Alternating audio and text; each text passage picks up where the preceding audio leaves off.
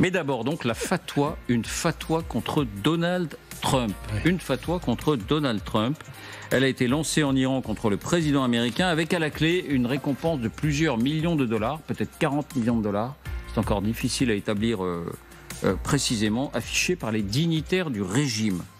Alors, l'affaire est suffisamment prise au sérieux à Washington pour que Donald Trump lui-même ait réagi. Avant de vous entendre, de quoi s'agit-il précisément? Les faits, rien que les faits, voici les indispensables avec Marion Delpech. Bonsoir Marion. Bonsoir David, bonsoir à tous. Quelle est cette fatwa? Eh bien, cette fatwa, elle émane de ces deux très hauts dignitaires religieux, le grand ayatollah Nasser Makarem Shirazi, suivi par le grand ayatollah Hossein Nouri Hamedani. Leurs décrets religieux, ces fatwas, ont été publiés au lendemain des frappes américaines contre l'Iran. Elles visent Donald Trump et le Premier ministre israélien Benjamin Netanyahou. La première exhorte les musulmans du monde entier à leur faire regretter leurs paroles et leurs actes. La seconde confirme ce message et déclare que toute personne menaçant Khamenei doit automatiquement être visée par une réponse dure et écrasante. Toutes deux répondent aussi, selon les deux hauts dignitaires, à l'élimination du général iranien Qassem Soleimani. Ces fatwas ont ensuite été relayées par un grand nombre de dignitaires religieux, et notamment par cet homme, l'ayatollah Ahmed Khatami. Écoutez-le. شرعی ترامپ و نتانیاهو دوتاییشون مجازاتشون اعدامه.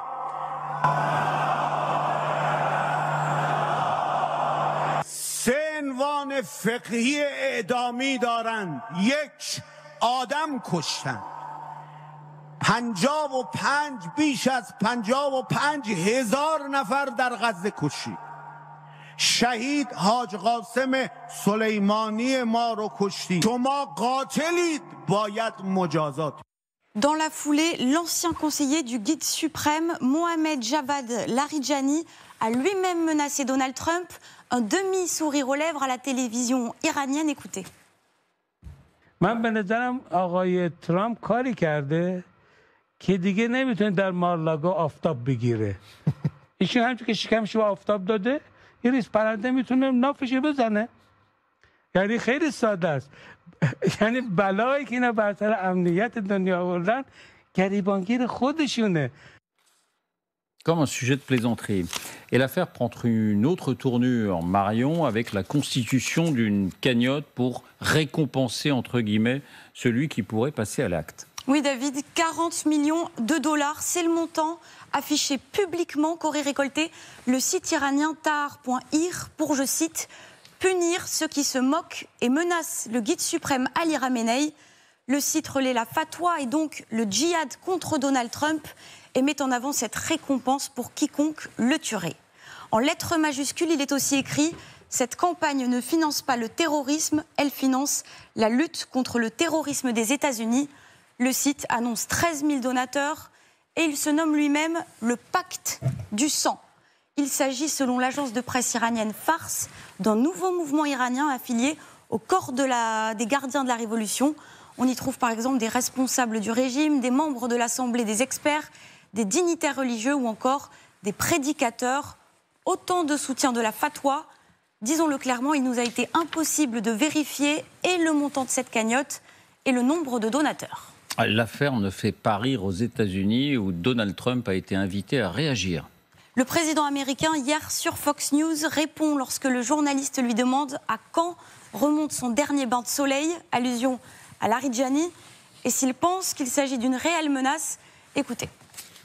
It's been a long time. It's been a long time. I don't know. Maybe I was around 7 or so. I'm not too big into it. Yeah, I guess it's a threat. I'm not sure it's a threat, actually, but perhaps it is. Merci Marion. Voilà, prise au sérieux, avec quand même là aussi un peu de dérision. Isabelle, est-ce qu'il faut prendre ça au sérieux ? Écoutez, oui, parce que contrairement à Donald Trump, dont les propos, si excessifs soient-ils, sont en général contredits d'une semaine à l'autre, et c'est un président qui change régulièrement d'avis sur toutes les choses. Quand on parle d'une fatwa du haut clergé iranien, ça dure toute la vie. Et celui qui en a fait l'expérience, c'est Salman Rushdie, qui en 1989 avait été victime d'une fatwa pour son livre jugé blasphématoire, les versets sataniques, et qui a dû en fait passer toute sa vie cachée, dissimulée, et qui a été rattrapé par cette fatwa en 2022, puisqu'il s'est fait attaquer à New York, et depuis il est aveugle, et donc ça dure toute la vie. Donc, Borgne. comment ? Borgne, pardon. Aveugle d'un œil. Et donc, en fait, c'est une fatwa qui pourrait aussi, en théorie, poursuivre Donald Trump, même quand il ne sera plus président.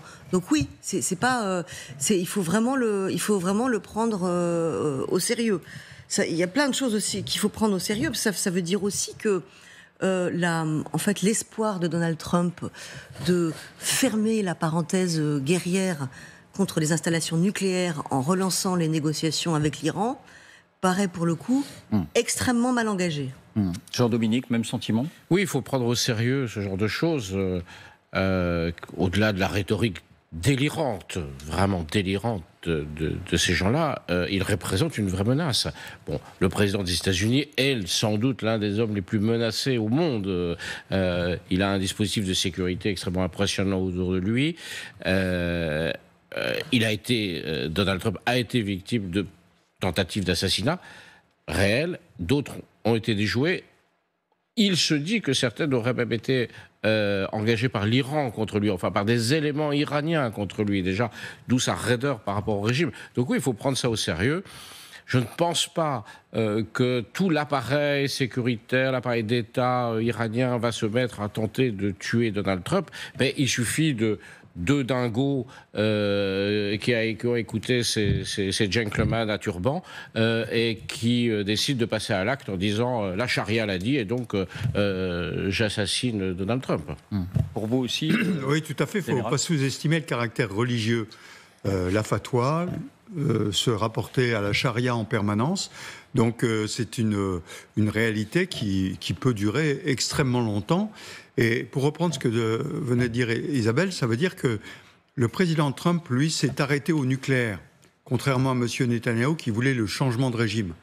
Mais là, il doit commencer à se poser des questions, en disant visiblement sur le fond, on n'a pas été au fond du sujet. Le fond du sujet, il est là. C'est sur ces religieux qui font appel à la charia, à une fatwa, et qui donc sont extrêmement dangereux et sont vraiment nos ennemis. Donc je pense qu'il va commencer à réfléchir à ce sujet-là quand même. Extrêmement dangereux parce qu'ils ont déjà prouvé qu'ils pouvaient frapper à plusieurs milliers de kilomètres de leur territoire. Mais parce qu'ils ont une influence religieuse auprès des tas de gens, comme le disait Jean-Dominique. C'est pas forcément le système sécuritaire iranien qui va s'y mettre. C'est un dingo aux États-Unis et peut-être Trump doit y réfléchir avec l'événement concernant Salman Rushdie, c'est que c'est pas forcément quand je suis président. Quand j'aurai quitté la Maison-Blanche, attention, j'aurai plus le même dispositif, et pourtant ça me poursuivra. Oui, Jean. Franchement, ça me fait penser au terrorisme, enfin au service secret du pauvre, on va dire. Les Israéliens ont montré qu'ils pouvaient atteindre qui ils voulaient en Iran, au Liban. Le Hezbollah, rappelez-vous les beepers piégés, les talkie-walkie piégés, etc. Les Israéliens savent tuer des dirigeants étrangers. Ils le savent. Voilà, c'est aussi simple que ça. Les Iraniens, ils n'ont pas les moyens. Ils s'agitent à la télévision exactement comme en Russie, vous avez des dingos qui vous expliquent qu'on va raser Paris avec une bombe atomique, etc. Donc la fatwa, oui, bon, très bien. Mais encore une fois, à défaut de pouvoir atteindre réellement Trump, dans ce cas-là, on se tait et on tue. Voilà, c'est aussi simple que ça. Est-ce que vous croyez qu'Israël a dit on va aller bombarder le Hezbollah, on va aller bombarder le Téhéran, etc. Ça n'est pas arrivé. Que dit Dominique, que dit le général Trinquant, c'est que c'est pas tellement les services iraniens qui seraient impliqués, ce serait plutôt l'influence sur quelqu'un pas forcément très équilibré qui pourrait passer à l'acte. C'est exactement ce que nous on fait quand on dit qu'on espère que le peuple iranien va se soulever pour avoir la peau de l'ayatollah Khamenei. C'est ça la réalité. C'est-à-dire que voilà, on appelle le bon peuple à se soulever pour tuer un dirigeant qu'on n'a pas les moyens d'atteindre. Ils n'ont pas les moyens de toucher le président américain, et encore moins un gouvernement qui est encore plus près qu'on l'imagine d'eux, qui est le gouvernement israélien. Donc, franchement, ça montre plutôt la faiblesse de l'Iran. C'est-à-dire vraiment, bon peuple du monde entier, musulmans du monde entier, aller assassiner Trump comme si ça risquait de se réaliser. Et vous vous souvenez que les dernières formes du terrorisme en France, les plus fréquentes en tout cas, c'était plus des commandos venus de Syrie ou d'Irak, c'était plutôt l'auto-djihadisme. Il tuait qui? Il tuait pas des dirigeants, il tuait des innocents assis à des terrasses de café. Vous m'excusez, c'est vraiment... Là, on est dans le degré zéro, justement. Non, mais je pense qu'effectivement, ça montre la faiblesse du dispositif iranien, mais la force religieuse, parce que ça fait appel à des tas de gens dans le monde qui se réclament de cette religion et qui pourraient utiliser ça en disant on va appliquer la fatwa. En même temps, ce sont des chiites, hein. Oui, les chiites, il y en a dans le monde entier.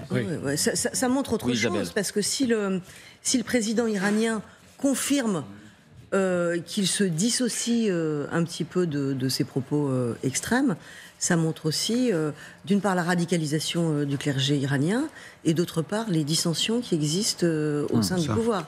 Et là, ça pose un autre danger qu'on évoquait pendant les frappes militaires israéliennes, qui est la possibilité d'un coup d'État interne à l'Iran par un encore plus radical, quoi. Bon, cette dernière minute, toujours à propos de l'Iran, vous savez qu'on est sans nouvelles d'un touriste français qui est parti faire une partie de tour du monde à vélo et est porté disparu en Iran. Eh bien, à l'instant, le ministère des Affaires étrangères à Téhéran confirme qu'il est détenu en Iran. Un otage de plus.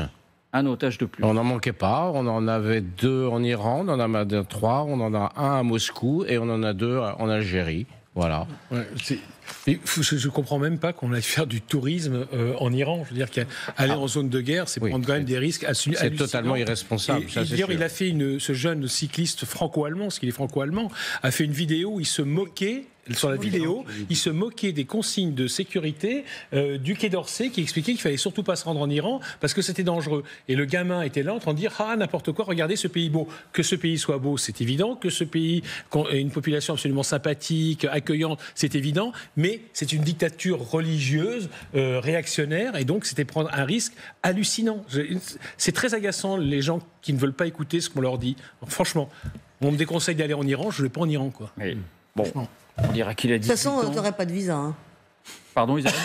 Il n'aurait pas de visa, de toute façon. Il n'aurait pas de visa. Et maintenant, allez savoir. Il y avait 2 otages de fait français. Il y en a 3. Il y a 2 otages français en Iran. En voici un 3e. Qu'est-ce qu'on fait? Quelles sont nos armes, entre guillemets? Voici le jeune homme dont on parle.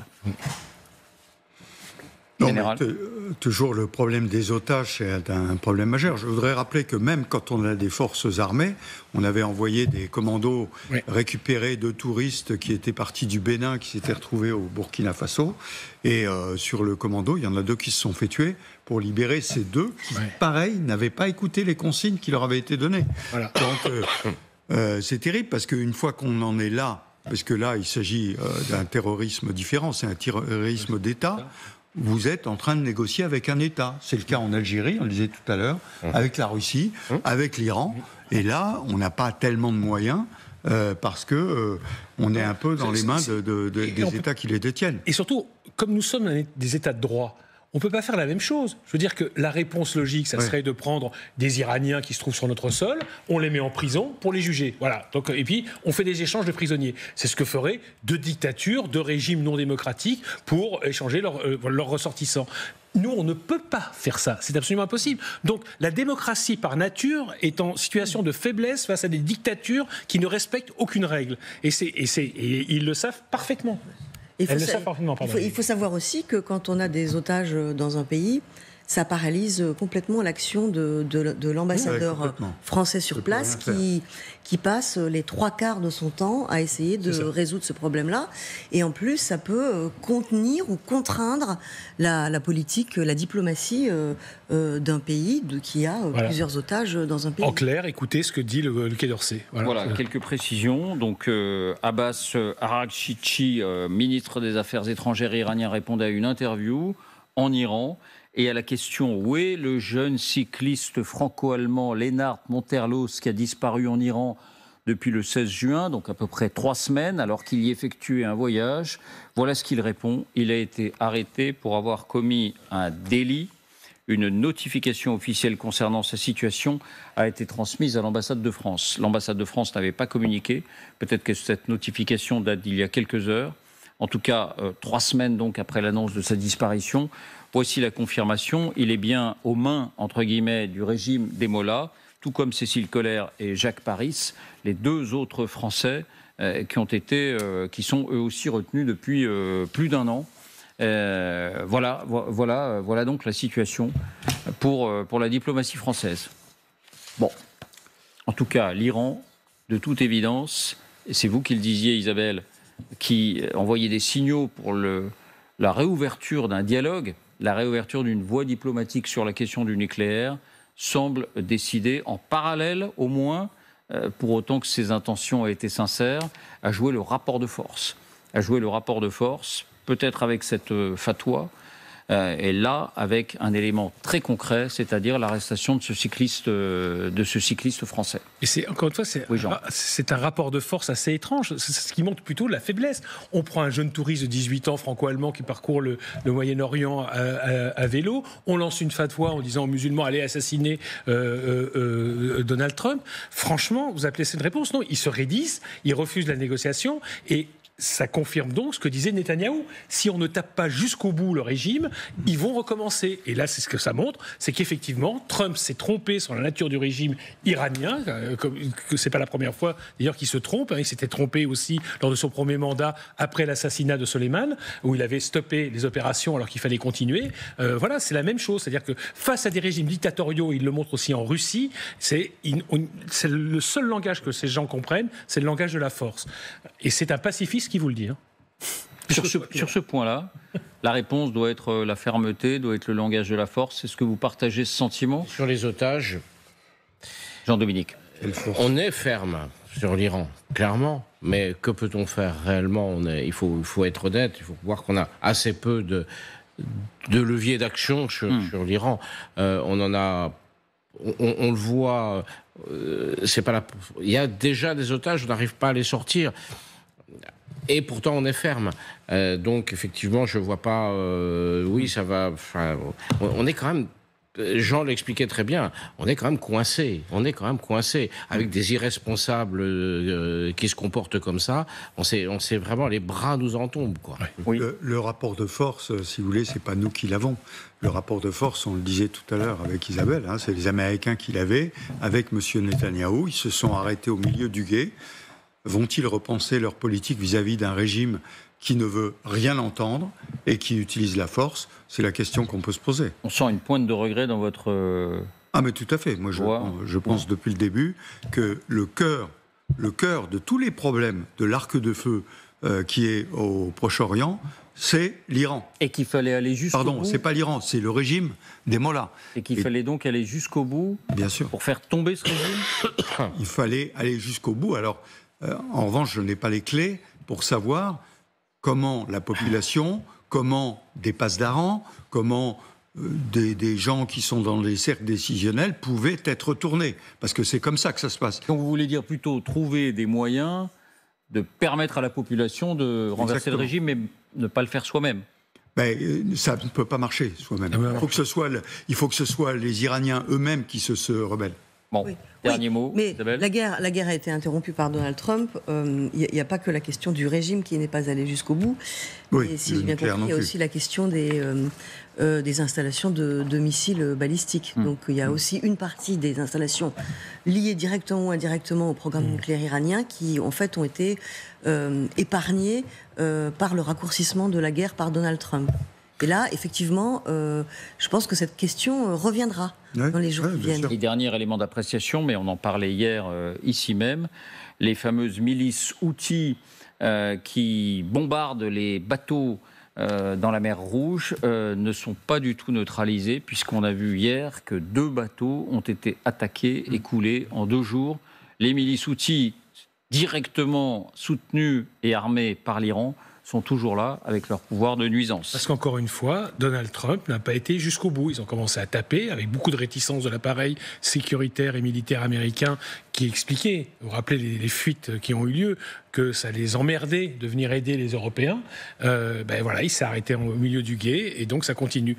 Ça prouve que quand on commence à utiliser la force, il ne faut pas s'arrêter en chemin. Il faut aller jusqu'au bout. Mais vous pensez, vous aussi, qu'ils auraient dû renverser directement le régime, Jean ? Moi, je suis assez sur cette ligne-là, oui. Eux-mêmes ? Les États-Unis, Israël. Non, mais continuer à taper. C'est-à-dire, et nous, on aurait dû aller aider les Israéliens, les Américains, parce que c'est notre sécurité qui est menacée. Il faudrait me rappeler que leurs missiles balistiques ont la capacité désormais d'atteindre Paris. Il y a un moment, il faut juste se réveiller. On a l'impression d'être à Disneyland. On n'est pas à Disneyland, on est face dans un monde de dinosaures, et nous, on est des herbivores. Donc, il y a un moment, il faut montrer, donner de la voix. Donc, j'ai regretté qu'on s'arrête, parce qu'encore une fois, qu'est-ce qui se passe quand on s'arrête au milieu d'une opération comme celle-là ? Il se passe toujours la même chose. Le régime se durcit à l'égard de sa propre population. Je vous rappelle qu'ils ont arrêté plusieurs centaines de minorités, notamment la minorité juive iranienne, l'autre minorité Baha'i. Les Baha'is.